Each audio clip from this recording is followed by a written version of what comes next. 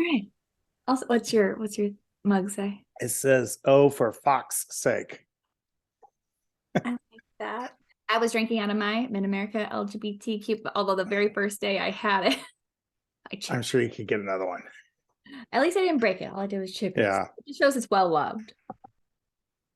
Anyway, well, on today's episode of Keep Them Coming, I am joined again by a friend of mine and mentor, Joel Barrett. Joel lives here in Kansas City, and he is an LGBTQ writer, speaker, and gatherer. He also, in his day job, helps small businesses and entrepreneurs.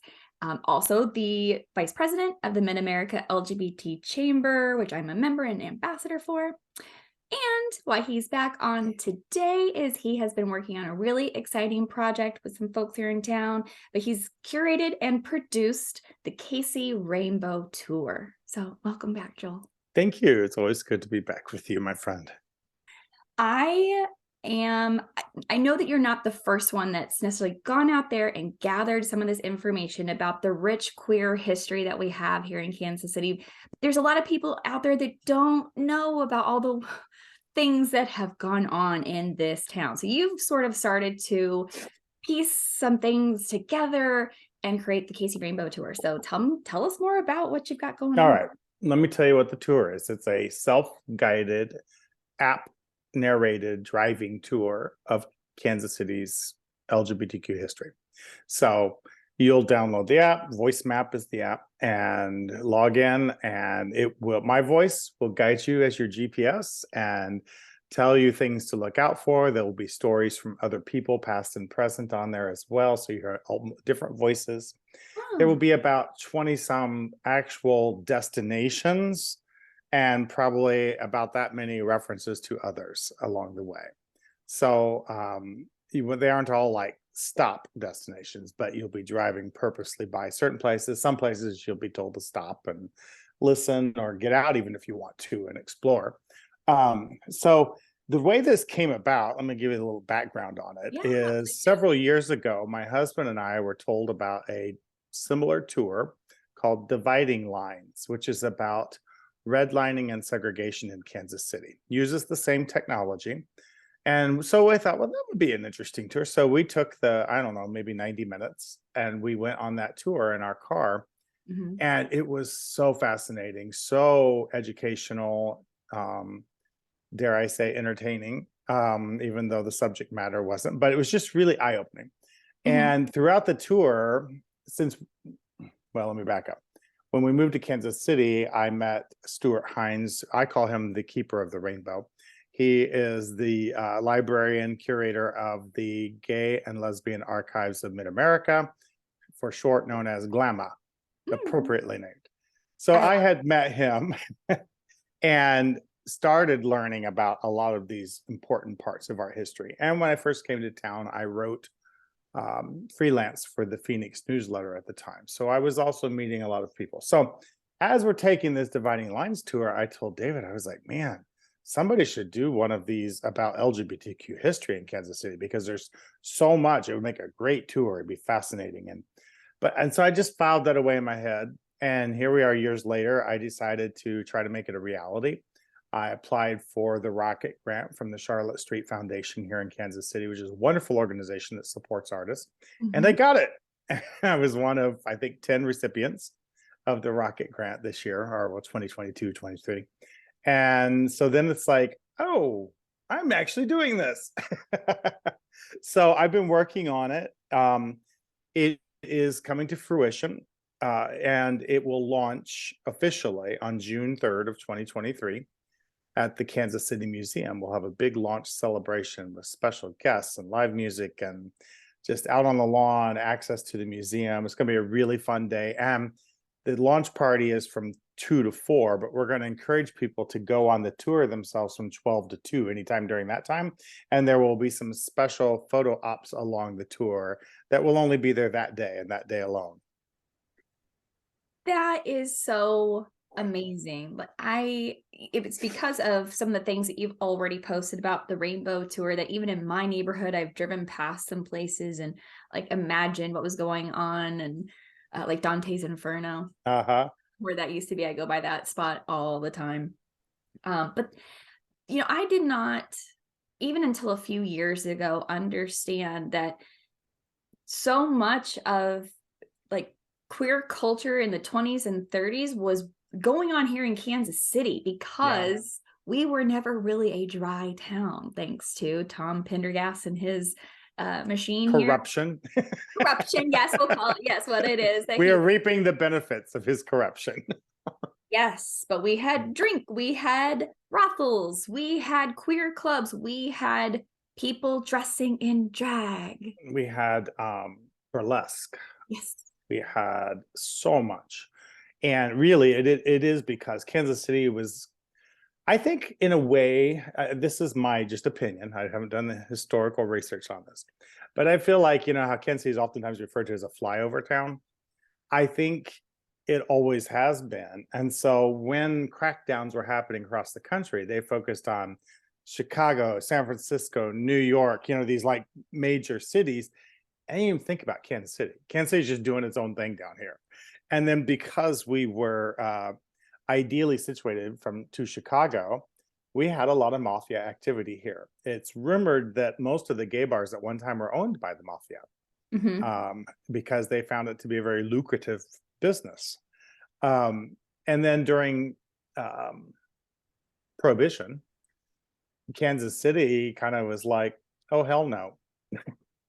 Because it was already built on jazz, spirits. We were always a distillery town. Spirits were made here. It was born out of that kind of entertainment. And, to his, dare I say, to his credit, Pendergast said, this is going to kill Kansas City. And he was right. It would have. So Kansas City had their ways of just kind of skirting around all of that. We had a very corrupt police department, which is why to this day we are the only city in the United States that the state runs our police department instead of the city. That's a leftover from back in the day, because it was so corrupt that finally, the state stepped in and said, y'all can't manage your own business, so we're going to do it for you. Yes, we are clamoring for local control again, locally. Yes. Mm-hmm.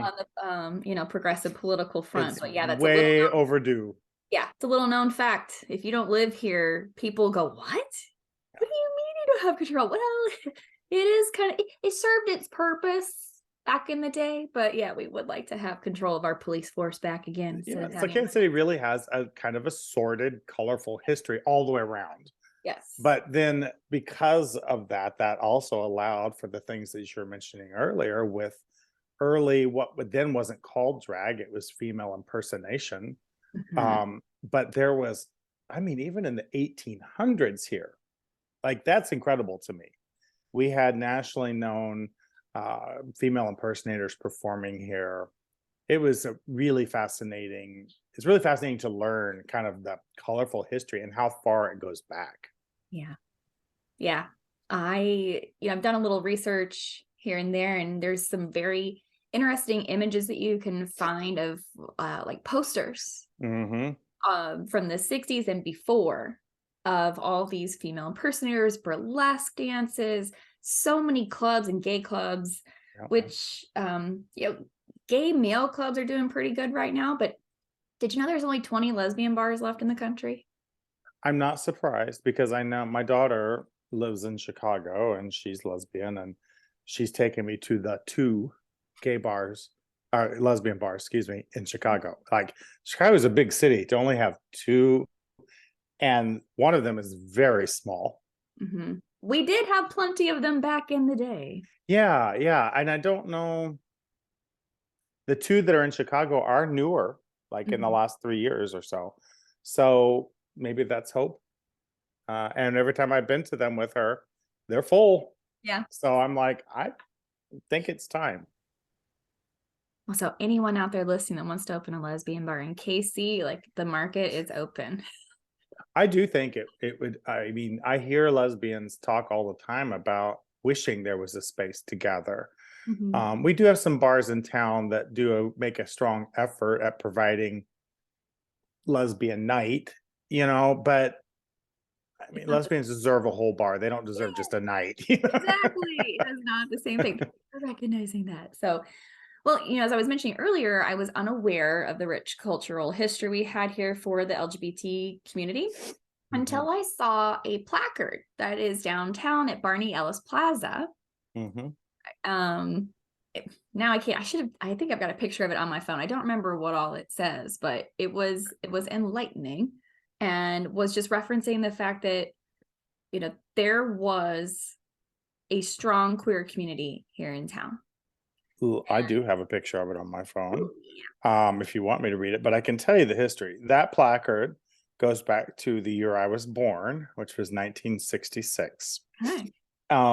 Before we get into that, though, remember the Stonewall riots in New York City happened in 1969. So 3 years prior to the Stonewall riots erupting, here in Kansas City, a young organizer by the name of Drew Schaefer and a few others basically had this kind of conversation. This is how I envisioned the conversation going, of like, okay, we're starting to be here, be queer kind of thing. But we're not getting rights. We're being thrown out of the military. We're being, there's a lot of issues going on. What do we want to do about that? Because we feel like for the first time, people started talking about their rights. And so that's why the quote gay rights movement happened. So Drew Schaefer and some others said, let's get a bunch of people together from all these different organizations around the country, which weren't that many then, but we had San Francisco, LA organizations, we had New York City organizations, and let's all get together and find out. In a sense, you could say it was the gay agenda, the birth of the gay agenda. They were kind of like saying, what do we want to do? What are our steps? And they couldn't agree on where to meet, because for either LA or New York or San Francisco, New York, that was a long drive or flight back in those days in 66. So it was finally agreed that Kansas City was the halfway point for everybody. And so they decided to come and meet here in Kansas City, right down there where a hotel once stood, where that placard is in the Barney Ellis Plaza. The hotel's gone, but and they met. So that was the very first ever organized meeting of LGBTQ leaders in the nation to get together. So I like to say that the gay rights movement was conceived. You'll appreciate this as a sexologist. It was conceived here in Kansas City. It was born 3 years later in Stonewall. But if it hadn't been for the conversations that took place here in Kansas City, I'm not sure Stonewall would have happened or would have happened in the way that it happened. But it got the ball rolling of people saying, we have rights. We deserve to be recognized like other people. And up until then, those kinds of conversations were kind of scary to have. You didn't really think about yourself. Unfortunately, it's sad, but you look back in history, people weren't fighting for their rights. They were kind of in hiding. It's illegal to be handicapped in public until the 70s because of this public disgust law. Oh, and that's also the things that they use to keep homeless people out of public spaces. Like, and they're doing that again in a lot of places. Yeah, with their architecture, the homeless folks. Like But it was caught up with a lot of crap as far as not being treated equal in many regards. If you weren't cisgender, white male, able-bodied, wealthy, all the things, if you didn't fit that little bitty mold, up until 50, 60 years ago, everyone was willing to just say, well, they're the standard. We don't fit that. So. And the truth is, LGBTQ rights, in comparison to many other marginalized groups of people, our movement has moved fairly rapidly. Because you think, that was 56 years ago or whatever that was, and a lot has changed, and a lot changed in the last 30 years. So I think in comparison to civil rights for Black people, our movement has actually moved much more rapidly. Unfortunately, it is starting to get the same kind of pushback, though, that it is. The civil rights movement received. We're going backwards right now, but I mean, the fact, as you mentioned, we had female impersonators, also known as drag queens, over 100 years ago. Oh Like, yeah. were there people protesting then? Were there people creating It was state just, laws? they might have been considered outlandish, but it was entertainment, you Because know? it is drag Yeah. impersonation, drag kings, drag queens, all of them. It's And it's always entertaining. I mean, this is why Mrs. Doubtfire is a classic movie that everybody loves. That's why Tootsie and there's a whole Some Like It Hot, with Marilyn Monroe and yes, yeah, the yes. whole movie is them in drag. My dad showed me Some Like It Hot for the first time when I was like 13, 12 or 13. He didn't have a problem with It was Jack just Lemmon and humor. Tony Curtis dressing in drag then. I watched Tootsie as a child. I watched Mrs. Doubtfire when it came out. What was the show that Tom Hanks had Yeah, I know. I can't in the 80s? remember. Yeah. The list is endless. Drag is not something new. It has never been something dangerous. It has never been something to be concerned about. Are there problematic people everywhere in every occupation? Yes. But if we're going to start cracking down on behalf, and we're getting political here, but if we're going to start cracking down on behalf of our children, Half of my show, it's okay. yeah. Well, let's start with the lowest hanging fruit. And the lowest hanging fruit happens to be religion. Like, we have little to no evidence that drag queens are a threat to our children. We have millions of cases of evidence that religious institutions are a threat to our children. So tell me, why are we focused on the least threat? Yeah. Agreed. I've never felt uncomfortable around a drag queen, but I have definitely felt uncomfortable around men in plenty of public situations. Like, yeah, it's amazing what men who are, I like the word nefarious because it's just a good word, but nefarious men, the things that they will do when they've got an opportunity. And it's, I mean, I think it really just comes back down to it's easy to villainize the people that could be construed as, oh, those people are weird or different or outlandish or whatever. It's easy to villainize those people and say, look, there's the problem. This is the same tactic that has been used by people for all of eternity. Absolutely. You deflect, you distract, and therefore you won't notice the problem at home. They villainize what they fear, right? When they fear what they don't understand.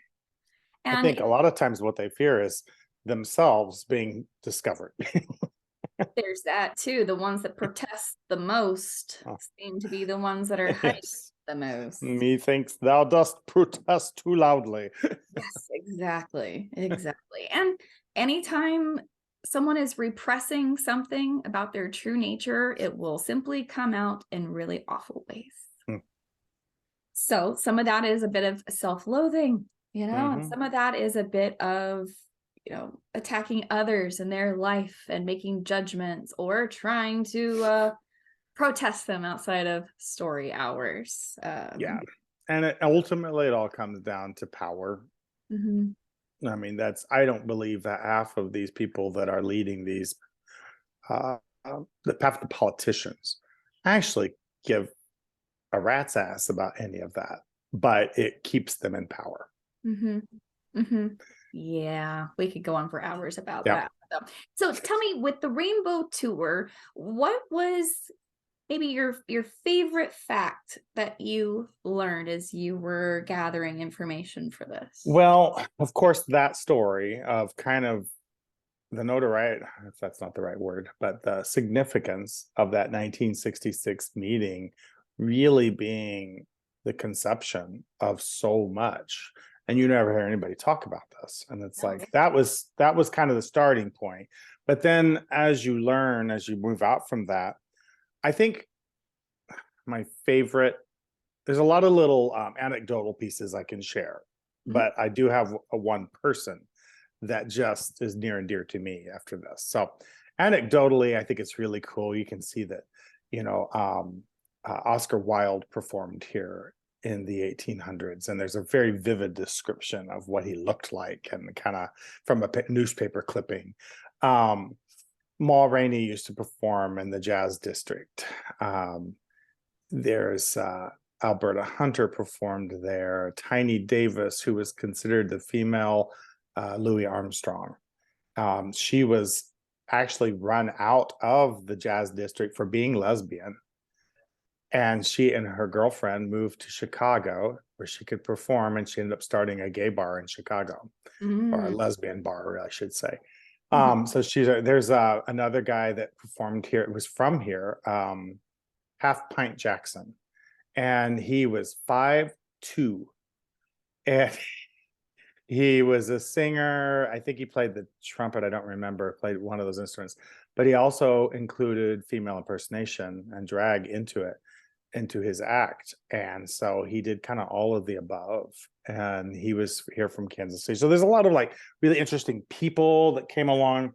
But in the early to mid 70s, Leah Hopkins came onto the scene. She was grown up here, had moved away to Chicago. She grew up in the KCK area, Kansas City, Kansas, for those of you not from the area. I forget sometimes that not everybody knows that term.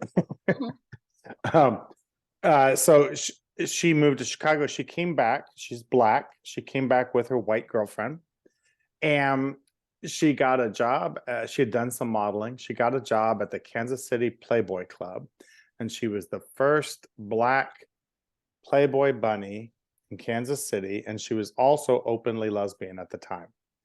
And so like that is so significant, just that.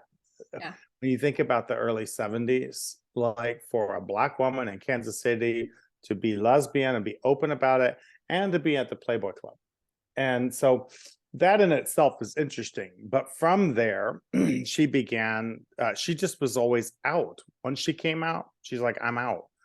And so she wanted to celebrate that with everybody. And so she wasn't widely accepted. Well, she told me that she was really not accepted at all in the Black lesbian community because she was too out for them.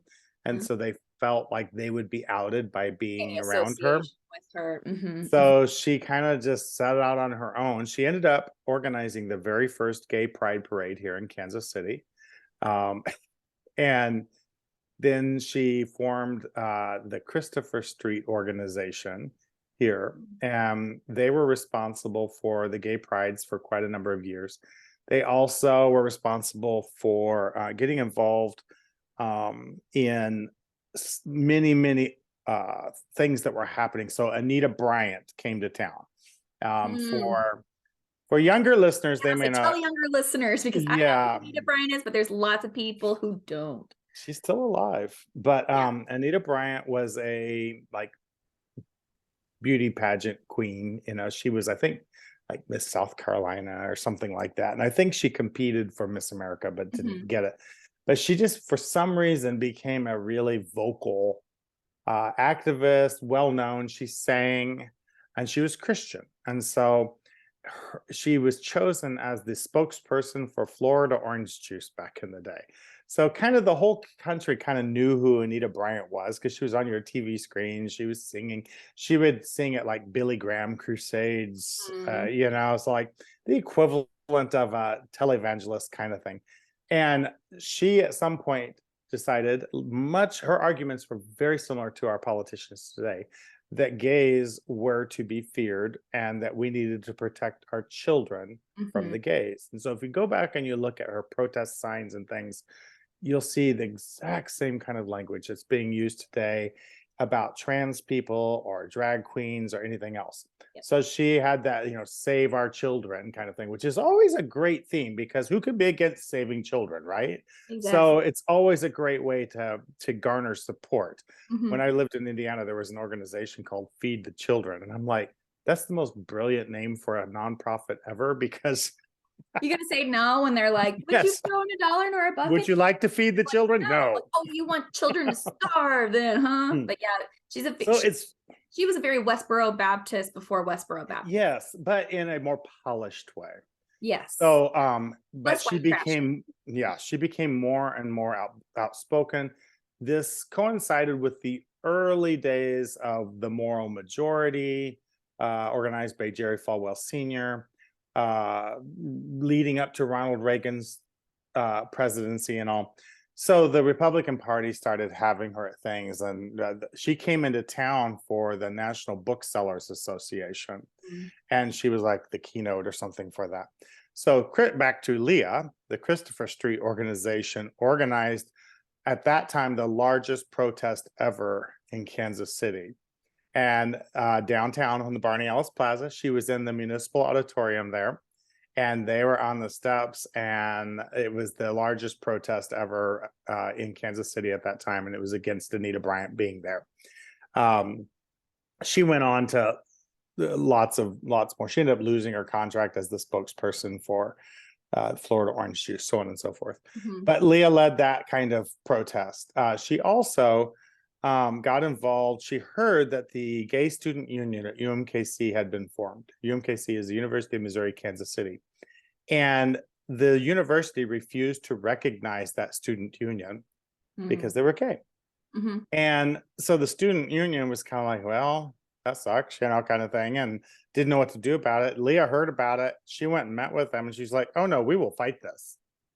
And so she led them in a fight to try to gain recognition.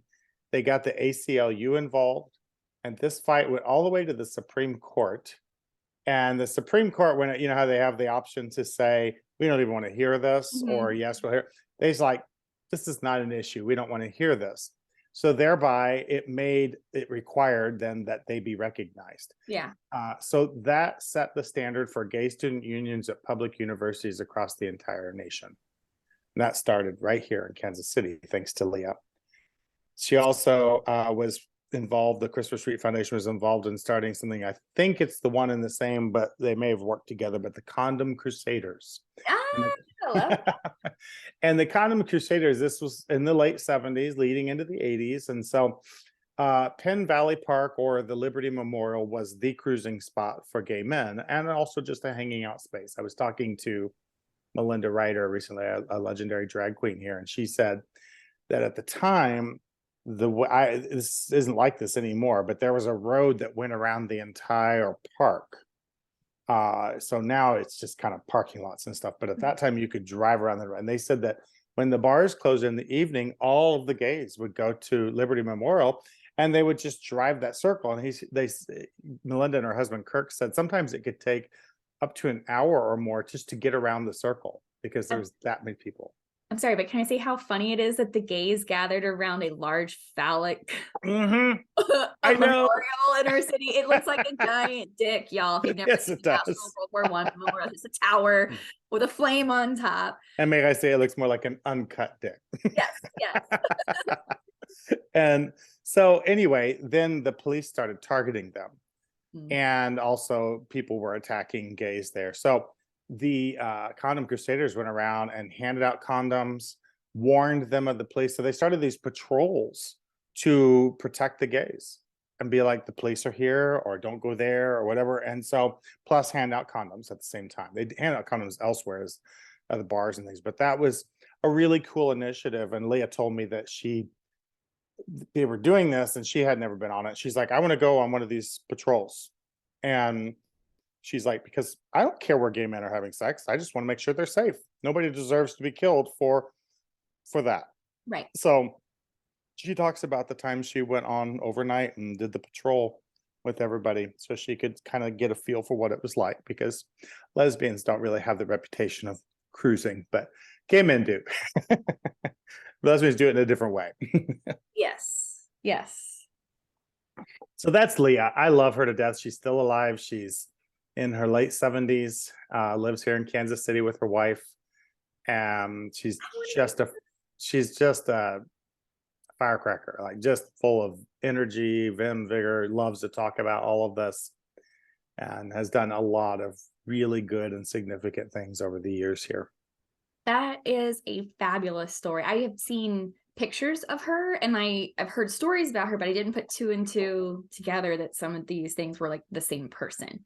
But I knew about her being, the first Black woman to work at the Playboy Club, but I did not know that she was openly lesbian. I've seen pictures of her, in the group with the Playboy. Where was the Playboy Club here in Kansas? So if downtown is the Mark Twain building. Okay. It is currently being restored for apartments or condos or hotel. I don't know which. Is it called the Mark Yes. right now? I just went by that last night because my friend lives by there. Yes. And I believe that it was on like the top floor of that building. That makes sense. A friend of mine told me that he used to work in that building back in the day, and it was only occupied on the first few floors and the rest of the building was empty. And once in a while they would go up, and he's like, the Playboy Club was still like frozen in time. He's like, everything was still there, the emblems, everything. And I'm like, man, I hope somebody saved all of that. It would be really cool to just kind of have that, go back in that 70s Playboy Club feel. Yeah. I have seen in some of the antique stores here in town a couple of the gold cards. Playboy Club. Almost bought one. They're kind of expensive for memorabilia, but they have keys too. They have Playboy keys, and so who knows? I probably wouldn't appreciate everything that went on in that club, but I do think it's an interesting piece of history. Exactly. Yes. I'm not a Hugh Hefner fan. No. Yes, Playboy was responsible for, I think, a chain of events that led me to this point in my life. As I've told previous episodes about me finding the 30th anniversary edition at my grandparents' house under my uncle's bed. Can I tell you one more Leah Hopkins story? Hell yeah. After she got known here from doing a lot of work, Memphis, Tennessee was going to have their first Pride parade. They contacted Leah and said, we want you to lead our parade, like be our parade marshal. And she's like, sure, we'd love to. And immediately, once it was announced, the death threats started flowing in, and people started saying, if that bitch shows her face down here, we're going to kill her, we're going to shoot her. And so it got so bad that Memphis called her and like, I don't think you should come. It's not safe for you to come down for this. And Leah, in typical Leah style, said, oh, hell no, I am coming. And she's like, and when I arrive, you have the news media there, because I'm going to talk to them as soon as I get off the plane. And so she's like, you tell them the bitch is coming. And she flew down there. She got off the plane. Of course, in those days, you could have people right at the gate. News media was all at the gate. They were all ready to interview her. She walked up to the podium and she said, the bitch is here. And she turned around and walked off. And that was all she said. That's my kind of gal. And then she went, she was the parade marshal, and nothing happened. She was like, oh, hell no. You will not chase me away. That's the thing, Joel. Most of these fuckers are just all talk. I get, yes, there's a few violent ones out there. Okay, yes. But most of them are just running their mouths. It is. It's the equivalent of little middle school boys telling you mama jokes. You know what I mean? They're just trying to get you riled up. And and there's part of me that says, not that I want to die, but I mean, I'd rather die for a good cause than live in hiding. Same. Yeah. 100%. 100%. I've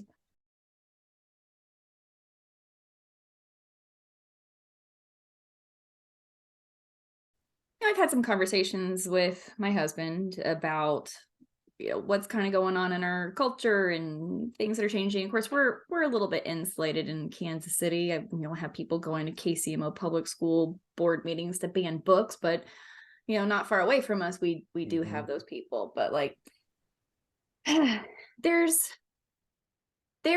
a certain amount of stand and fight in me that will never go away.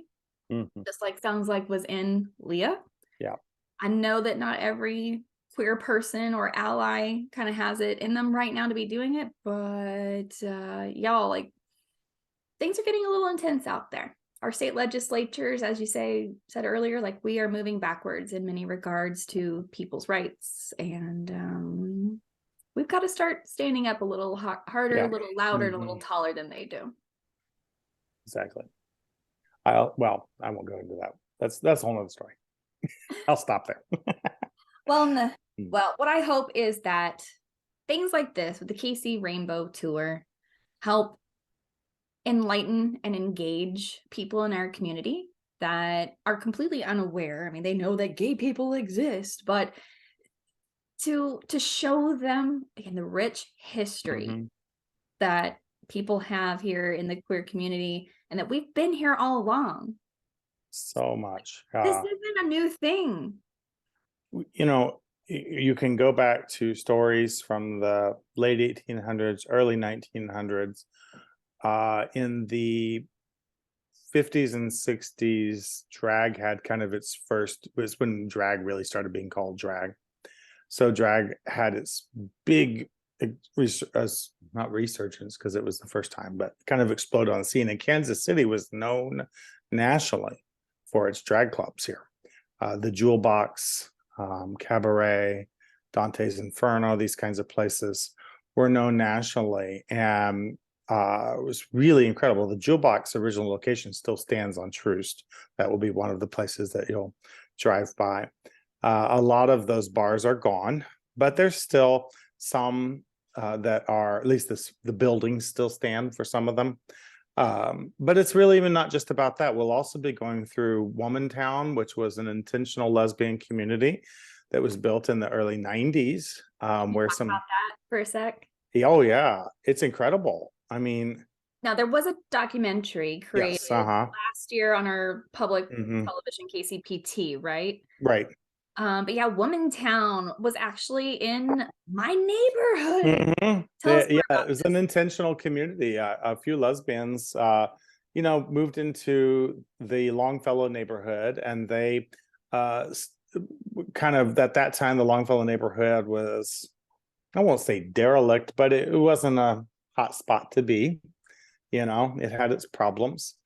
And they bought a house or two there, and as they were living there, we're like, we're actually, this neighborhood is not bad, and wouldn't it be great if like a bunch of lesbians could move in here and we could just have a little community? Yeah. And like they mentioned, that one of the things they always said is like, wouldn't it be nice to walk hand in hand in our own neighborhood? Which, a side note, that is something that to this day there are a lot of LGBTQ people that do not feel comfortable walking hand in hand in anybody's neighborhood. And I think a lot of straight cisgender people, that doesn't occur to them how much there's an underlying stress that is where you're constantly editing, looking, measuring, analyzing, how out can I be here? I try not to really do a lot of that because it's exhausting. And so David and I pretty much are just like, here we are. But even in that though, I'm always aware. Yes. Like, it's kind of a mental looking over your shoulder to make sure you're okay. So anyway, back in the 90s, this group of lesbians. So they put ads, because this is before the internet, this is before email. They put ads in national, like in other lesbian newsletters and stuff across the United States, just saying, hey, starting this Womantown in Kansas City, come join us.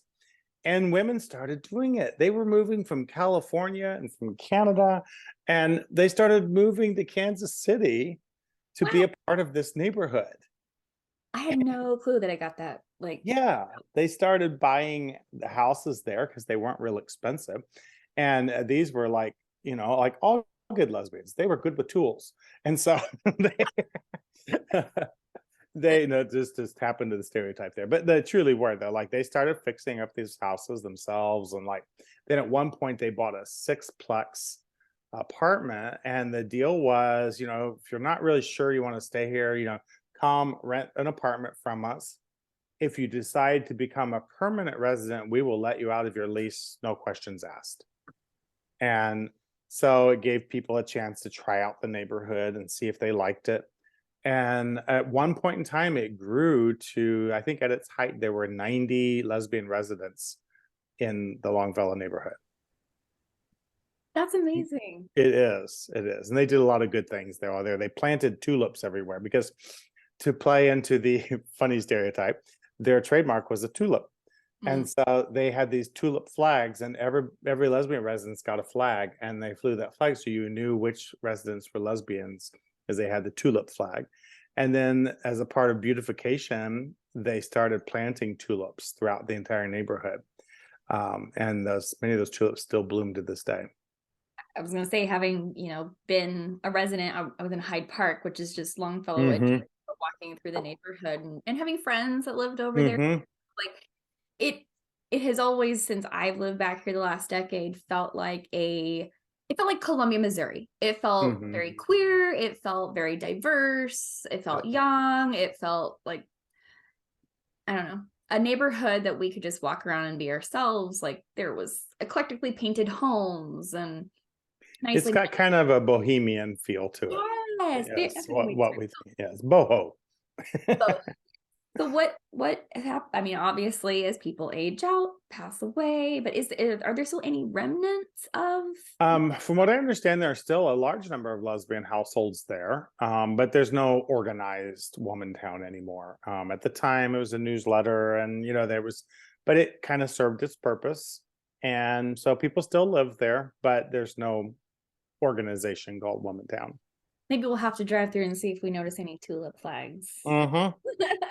I Now I think it know would be what to really look awesome to revive that.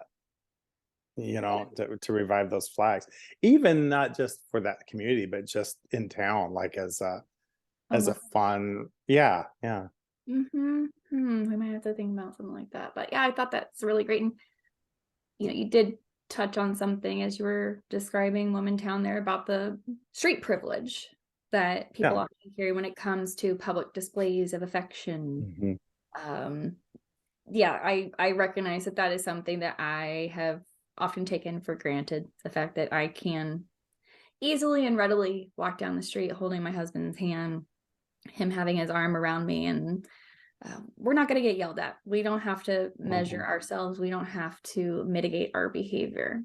And I look forward to a world where nobody has to worry about that. It's better than ever, but it also helps when you live in a metro area. I don't know if you're watching, is it We Are Here on HBO? Last of Us? Wait, We Are Here. Which one's that one? It's no, not Last of Us. I know it's so many titles like that. Right now, But this is the three drag queens: Bob the drag queen, Eureka, and Shangela. I heard of it. Haven't watched And it yet. they go around to small towns and basically it's kind of like Queer Eye for the Straight Guy, except it's about drag and it's about helping people and challenging people. And I saw that they went to Branson's. I'm like, I have to watch that one. I did see Bob post on his Instagram about one town being particularly unsafe. Branson was just awful. I'm sure. Like it made me realize, not that I had any grand illusions about Branson, but it just made me thankful that I live in a cosmopolitan city, because it's even worse there. I mean, there was one scene there where the three queens were not in drag at all, but were in front of a store, and the store owner came out telling them the cops have been called, get out from there. They weren't even in drag. They were just present and on the public sidewalk in front of his store, and he had called the cops and told them they had to go now. I'm like, oh. Vote with your dollar, y'all. Don't go to Branson. Yeah. Yeah, that town is. But it's so wholesome. Oh, I would love to take my husband to Silver Dollar City because I do have some very fond memories of that place as a child, but I vote with my dollar these days, and I just can't justify giving any of my money in that tax district. Yeah, just isn't going to happen.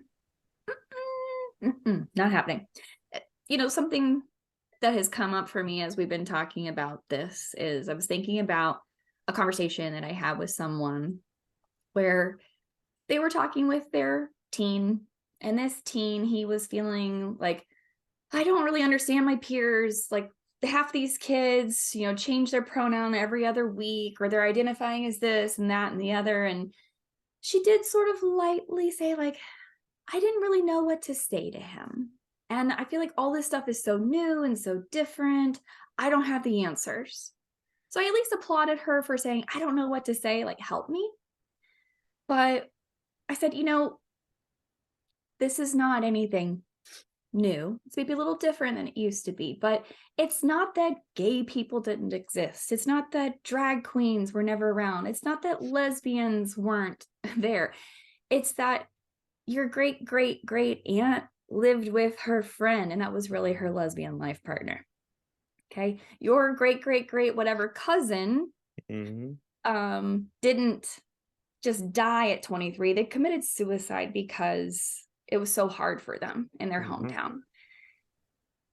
Other stories of your family member just left and went and lived in another city, never to be heard from again.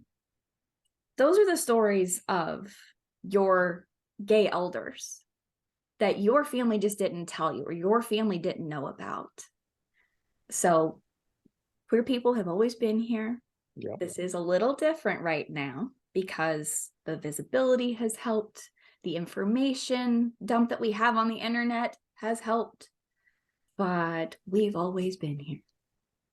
I just came back from Phoenix, and while I was there, I visited my mom's cousin. So I don't know what that makes, and I never can remember how that works. It is your second cousin. Mm-hmm. He's 80 now, and he's gay. And I always try to. He came to my wedding. He's like, but prior to me coming out, I did not know that he even existed. Because my family did not talk about him. I'm sure your family did not. I know your family, the listeners, unless you listen to the previous episodes, Joel grew up in a very fundamentalist house. So after I came out, and some of my aunts were like, oh, you should connect with your cousin Richard. He's gay too. And I'm like, wait, who and what? And, I had heard some vague references to a cousin Richard. It was always associated negatively. I never heard he was gay or anything, but it was always like, kind of feel when they talked about cousin Richard. So, and that was very rare. So it didn't even really leave a mark. I'm just, I don't know, they're talking about somebody, extended family kind of thing. So then when I came out, I reached out to him and I told him, I was like, I'm really sorry, Richard, but I didn't even know there was a cousin Richard. I was like, I am so excited to know you. And, he's been out all of his life, and, we stay in touch now. And I had, breakfast with him, but I think, yeah, wouldn't it have been nice to know that growing up? Obviously my parents were not, were never encouraging me to be gay, but just think about how different it would have been had I just known that we actually had a family member who was also gay. Because yeah, so that you're right. When you think about, I don't know where I'm going with this other than you're right.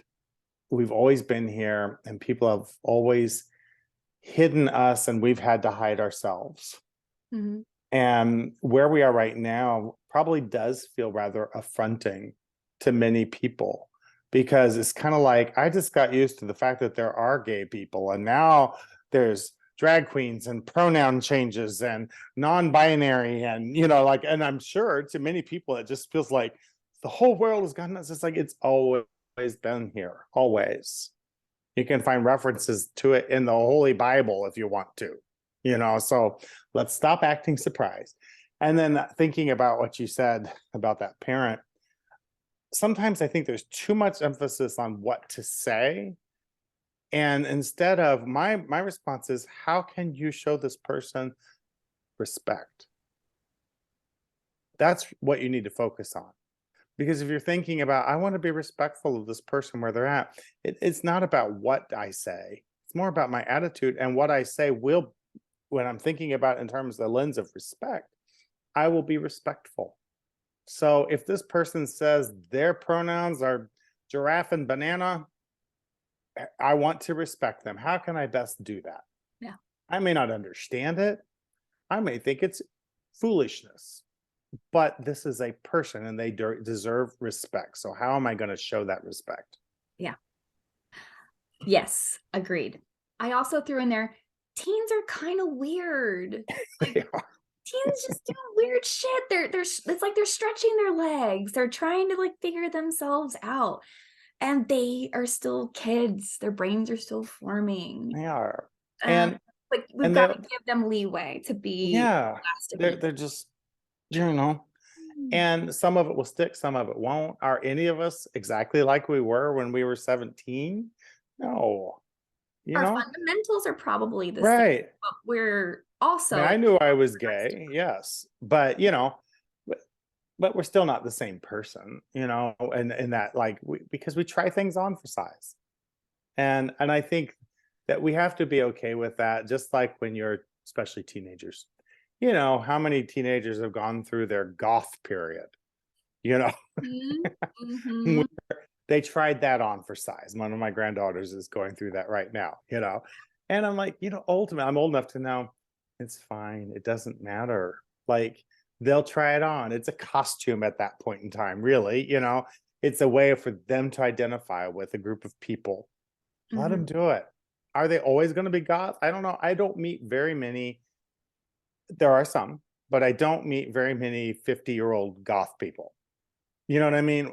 So if they are, then boy, that was really who they were, and they stuck with it all these years. Most people, though, are going to try it on, and then later they're going to look at those pictures and go, "What on earth was I thinking?" And that's okay. All of that is fine. It's no skin off my back either way. Yeah. So why do I even care? Exactly. It doesn't hurt anybody. Like let those teens figure some things out, give them some space, give them some respect. Let And it be. yeah, just let it be. Just let them figure it out. They will figure it out. Can I show you the work that was done by others that's making the KC Rainbow Tour possible? Yes. One will be the Gay and Lesbian Archives of Mid-America at the University of Missouri, Kansas City. Mhm. I had the opportunity to tour that recently. It is so much more than I ever anticipated. Um, the library there has a giant 4-story robot in this 4-story room, cavernous room they type in the computer what they need. The robot will go and get that file so bring it out to them. They have memorabilia, books, you name it. And it's not just glamour, that's for that whole library, but pretty incredible. And thanks to Stuart Hines, David Jackson, and there's one other name that I'm forgetting at the moment, that this was their brainchild to create a depository, so to speak, for memorabilia, which Mhm. I'm a storyteller and I believe in that we have to keep our stories alive. Yeah. And I'm otherwise they die, they go away, they fade off, and we don't know anything about it. And the future generations can't learn from it. I'm seeing at my age now, 57, almost 57. I've been saying I'm 57, but that doesn't actually happen until May 4th. So I don't know why I'm already claiming it, but I am. Yeah, I got a few. But I'm really seeing that gap of knowledge. To refer back to like cruising, a lot of for those of your listeners or viewers that don't understand cruising, but back in the day, before, a lot of gay men went to parks, public restrooms, places like that to hopefully hook up with somebody, because one, they were closeted, or two, it wasn't safe for them to be in a gay bar or one of those kind of places. So they found these place sanctuary in public places. They were not there to prey on your children or jump out of the bushes at you or anything. It was, I need to find somebody like me. But I found it interesting. A lot of young gay men today, when they think of cruising, they think of it as a fetish or a kink. Mm-hmm. They're like, oh, that's really, I should try that. It's like, that you don't understand. That's, fine. You go do that. That's great.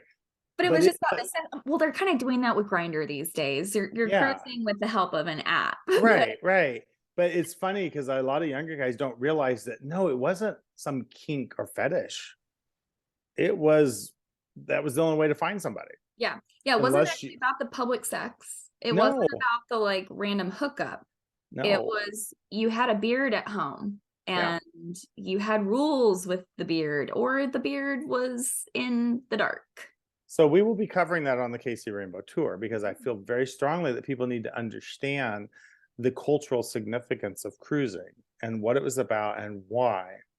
Um, so I believe in our stories. That's where I was going with that. So David Jackson has compiled the third edition of an almanac called Changing Times. It's an almanac of LGBTQ history in Kansas City.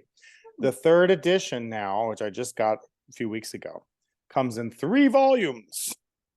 Oh my god. It's 3 volumes of information. So volume 1, let's see if I can, let me turn off my my blurred background. I'll have to get a copy of that. Let's see. This is volume 1, Mhm. Changing Times. This is the almanac. You'll see photographs. It's done in chronological order. Mm. Volume 2 is this bigger, thicker one. Mhm. For those of you that are size queens, it just continues it. So each volume goes through a different period of history, and then volume 3. And from there, you can really chart your course. And that's kind of what I've used as my guiding post in creating this tour, figuring out which spots do I want to cover. I can't cover everything. So what are the high points and what's kind of a must see and kind of thing. So that's a really valuable resource. And that is based on all that information was collected through Glamma. So it's all kind of works together. I can't say enough good about these books and the work that David Jackson has done. I'm so glad that he did that work and I didn't have to. And he's a friend of mine now. Then recently I came across this book, Mhm. Queering Kansas City Jazz. And that's And Dante's Inferno there on the it cover. is. And so I haven't read it yet, but I'm really excited about it because I've been learning that there is a lot of queerness in our jazz history here. And so I want to find out even more. And this was done, I believe, as an academic work. Mhm. She's written a couple of different music queer related books. The back scene says Queering Kansas City Jazz offers a new and exciting perspective on the jazz scene that accompanied the growth of Kansas City from frontier town to metropolitan city during the early 20th century. It goes on from there, but and it talks about the people who pushed the boundaries. And so I'm really excited to delve into that book.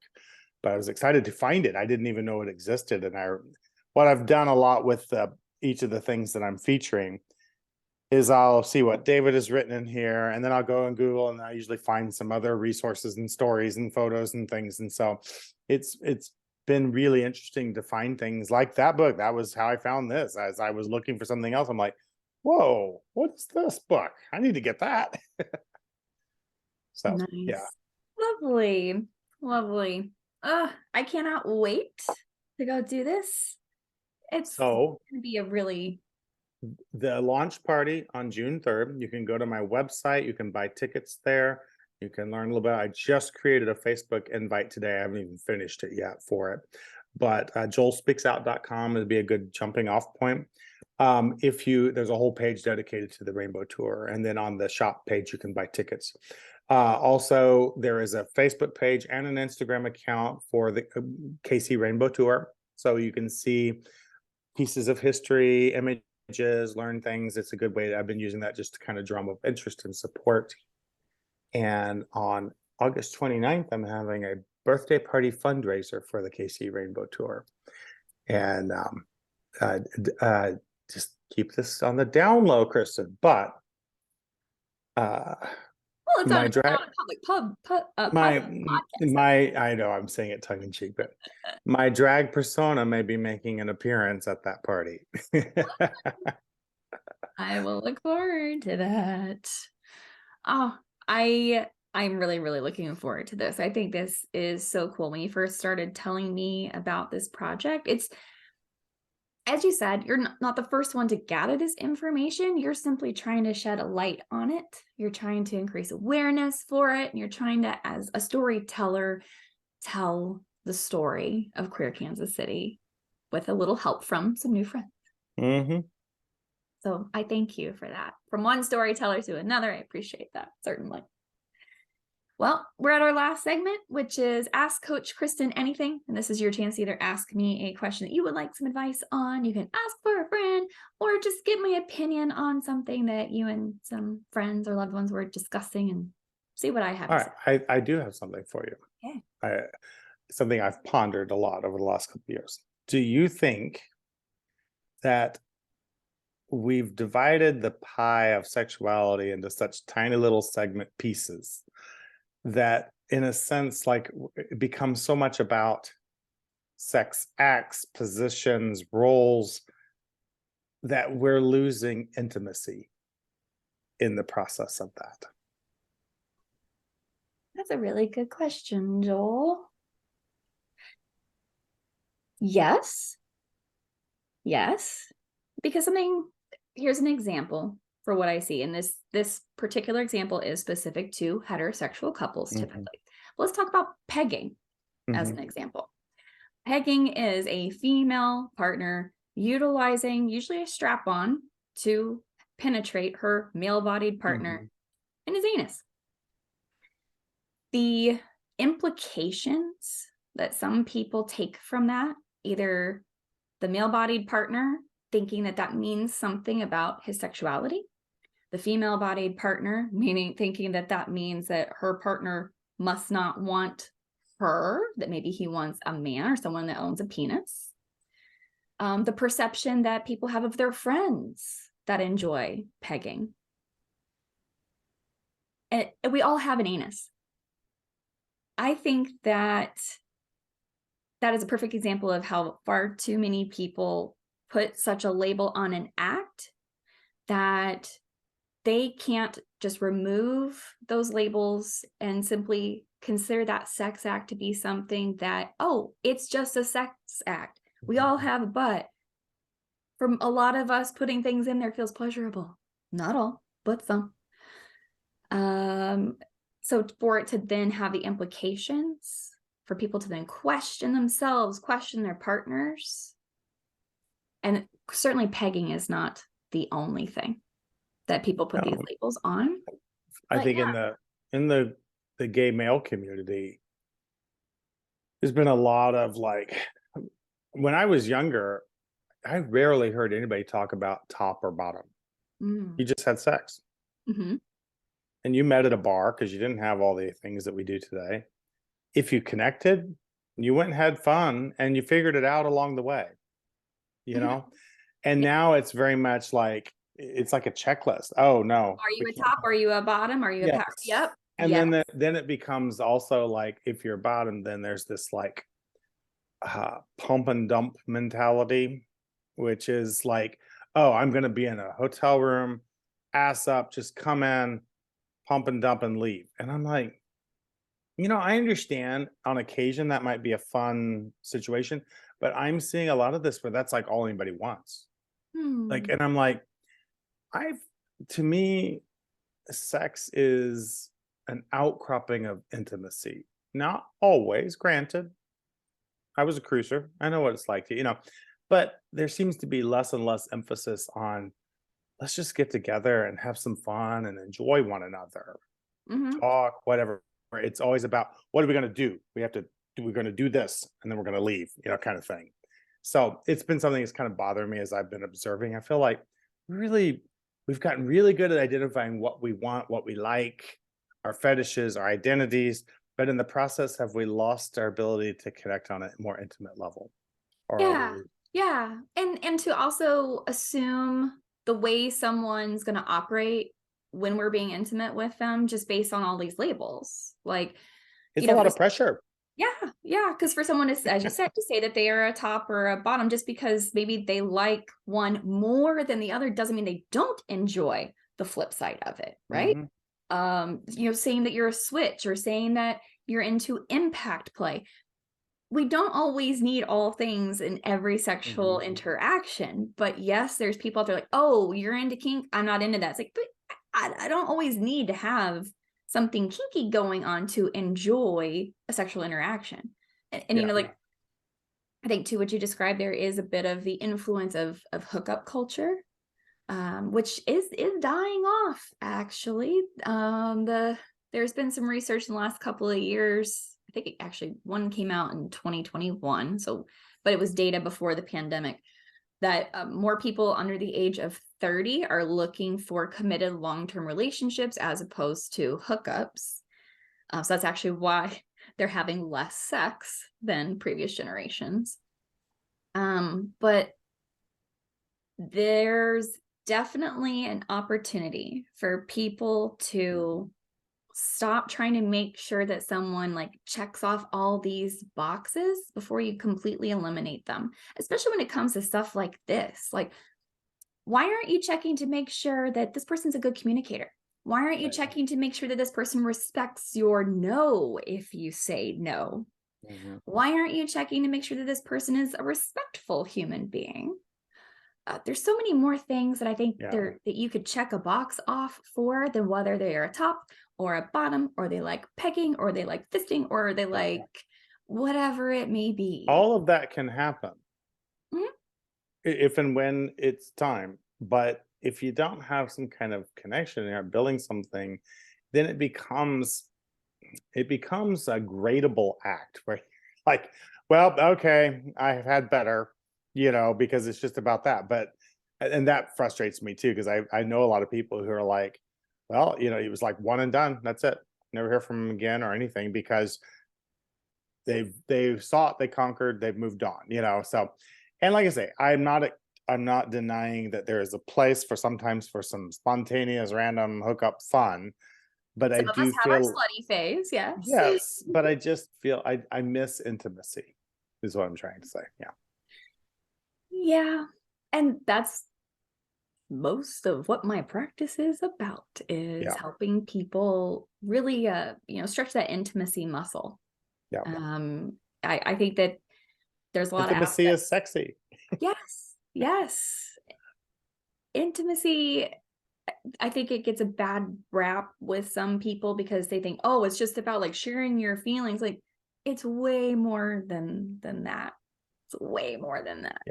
But it also, if you're tired of the trial and error kind of mentality for this stuff, like, grab a book that has been written lately that's trying to help people understand more about intimacy. Because like, there's no guidebook for life, but there are definitely books out there that have been written to try to help people fill in the gaps from either the lessons and models that weren't set forth for them. Like, if you didn't see your parents having a healthy relationship, it can be challenging to have a healthy relationship.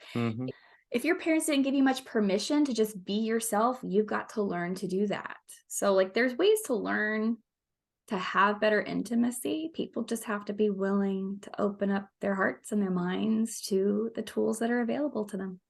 Exactly. And not just rely upon the shitty messages that they got from people in their lives who weren't successful with relationships. So anyway, it drives me crazy when people are taking advice from somebody in their family that should not be giving advice. Family or friends, either way, like, find people that have done the work. You need to find people who have done the work before you start accepting advice from them. And it's not even really advice, it's opinions. Exactly. So stop taking the opinions of people that don't deserve to offer an opinion. Exactly. Anyway, well, Joel, let's see, I think you gave most of your information there before the ask. I think so. But I will, of course, have Joel's information in the show notes. So any last bit of advice for the listener? No, I always enjoy our conversations, though. We could go on for hours. Yes. Well, thank you again so much for your time. Thank you for the Casey Rainbow Tour. I can't wait to go take it. And I'll see you again soon, my dear. All righty. Sounds good.